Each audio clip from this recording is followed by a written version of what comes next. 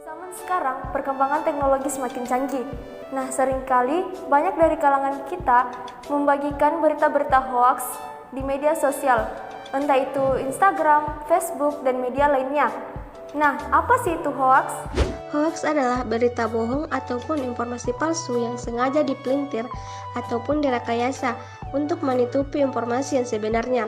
Namun, di sisi lain, hoax pun bisa diartikan sebagai informasi yang digunakan untuk memutarbalikkan fakta dengan menggunakan informasi yang benar-benar meyakinkan si pembaca informasi tersebut.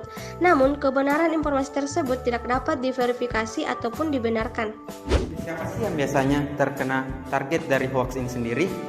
Nah, hoax ini biasanya tersebar ke masyarakat yang luas, utamanya yang kurang akan literasi dan yang masih awam dengan media sosial. Jadi mungkin orang bertanya-tanya, kapan sih istilah hoax ini ada? Jadi istilah hoax ini dimulai pada awal abad ke-18 hingga saat ini, yang berasal dari frasa hokus pokus yang artinya menipu atau menggelabui. Hasil penelitian yang dilakukan oleh Mastel tahun 2017 menyebutkan bahwa saluran yang banyak digunakan dalam penyebaran hoax adalah situs web sebesar 34,90%, aplikasi chatting seperti WA, Line, Telegram sebesar 62,80%, dan melalui media sosial seperti Facebook, Twitter, Instagram yang merupakan media terbanyak digunakan, yaitu mencapai 92,40%.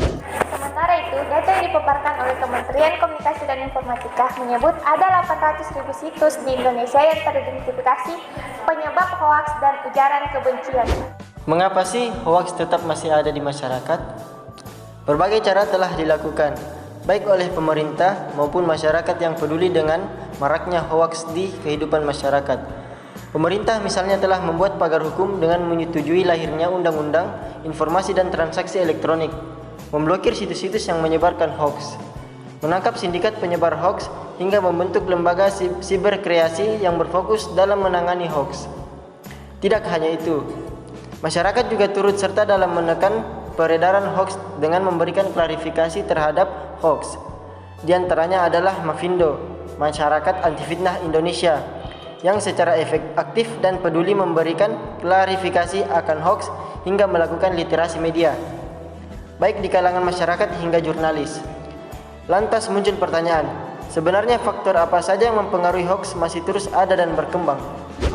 Beberapa faktor atau alasan-alasan hoaks tetap ada. Yang pertama, jurnalisme yang lemah.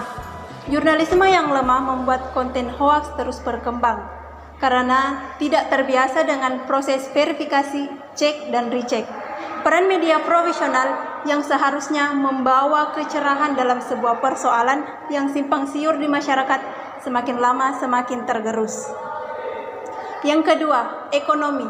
Faktor ekonomi yang lemah membuat peredaran hoaks terus ada. Bagaimana tidak, dengan memproduksi hoaks atau mengarang berita, seseorang bisa mendapatkan penghasilan yang dapat mendongkrak ekonominya. Yang ketiga, internet. Kemunculan internet semakin memperparah sirkulasi hoaks di dunia.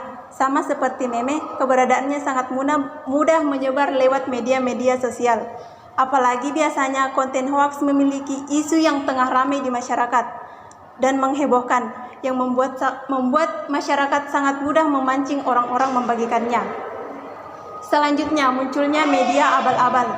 Kemunculan media abal-abal sama sekali tak menerapkan standar jurnalisme.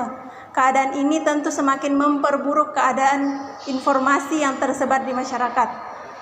Selanjutnya, pendidikan yang rendah. Rendahnya kualitas pendidikan membuat seseorang tidak bisa menyaring informasi yang diterimanya, apalagi mencoba untuk bertindak kritis dengan membandingkan setiap informasi yang diterimanya dengan informasi yang ada di berbagai media mainstream.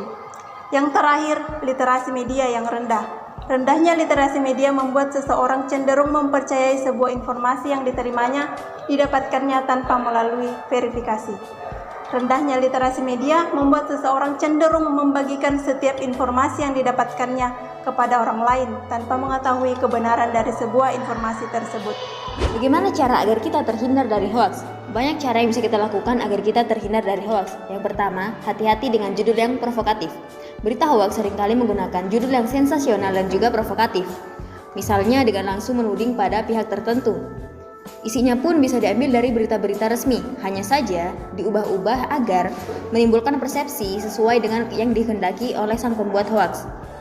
Kemudian cermati alamat situs. Untuk informasi yang diperoleh dari website atau mencantumkan link, cermatilah alamat URL situs yang dimaksud. Berita yang berasal dari situs media yang sudah terverifikasi Dewan Pers akan lebih mudah dimintai pertanggungjawabannya. Yang ketiga, periksa fakta.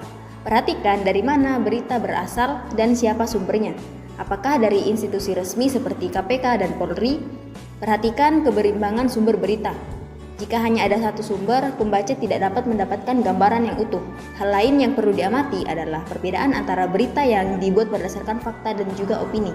Fakta adalah peristiwa yang terjadi dengan kesaksian dan bukti, sementara opini adalah pendapat dan kesan dari penulis berita sehingga memiliki kecenderungan untuk bersifat subjektif.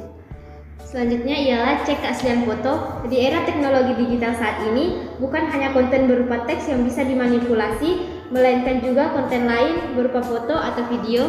Ada kalanya pembuat berita palsu juga mengedit foto untuk memprovokasi pembacanya. Cara untuk mengecek keaslian foto bisa memanfaatkan mesin pencari Google, yakni dengan melakukan drag and drop ke kolom pencarian Google Image. Hasil pencarian akan menyajikan gambar-gambar serupa yang terdapat di internet sehingga bisa dibandingkan. Dan yang terakhir ialah ikut serta grup diskusi anti-hoax.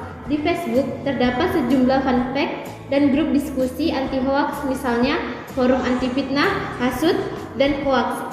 Di grup-grup ini, warganet bisa berdiskusi, bertanya apakah suatu informasi merupakan hoax atau bukan,